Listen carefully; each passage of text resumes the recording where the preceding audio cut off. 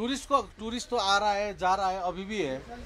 तो टूरिस्ट तो कुछ नहीं है, वो लोग अपना घूम रहा है। বন্ধের প্রথম দিনে মোর্চা নেতৃত্ব দাবি করেছিল পর্যটকরা ভালোই আছেন, কোনো অসুবিধা করা হচ্ছে না তাদের। কিন্তু পরিস্থিতিটা যে মোটেও এরকম নয় তা হাড়ে হাড়ে টের পেলেন মুম্বাই থেকে আসা এই পর্যটকরা। মঙ্গলবার সকাল থেকে কার্শিং মোটর স্ট্যান্ডে বিক্ষোভ দেখাচ্ছিলেন কয়েকজন মোর্চা কর্মী। গাড়ি বাস সবকিছুকেই আটকে দেওয়া হচ্ছিল।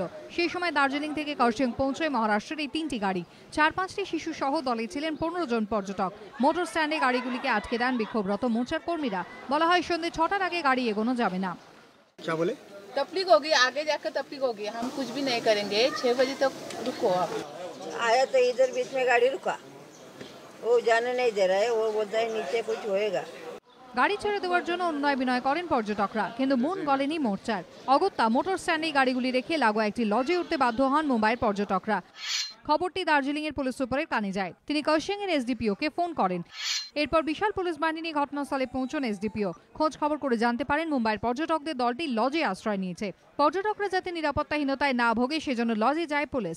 কড়া নিরাপত্তা বেষ্টনীর মধ্যে দিয়ে তাঁদের বের করে আনা হয়। ভিন রাজ্যের পর্যটকদের গাড়িতে তুলে দিয়ে তারপর এলাকা ছাড়ে পুলিশ। ততক্ষণে কেটে গিয়েছে প্রায় 2.25 ঘন্টা। সরকারি বাসও মোর্চার তাণ্ডব থেকে রেহাই পায়নি। শিলিগুড়ি থেকে দার্জিলিং যাওয়ার সময় রোহিণী রোডের 0 পাসে এনবিএসটিসির 2টি বাসে পাথর ছোড়া হয়। পরে পুলিশি প্রহরায় বাস দুটি দার্জিলিং পৌঁছয়। মোহন প্রসাদ, রাজশ্রী দত্তগুপ্ত, সনদ ঝার রিপোর্ট, এবিপি আনন্দ।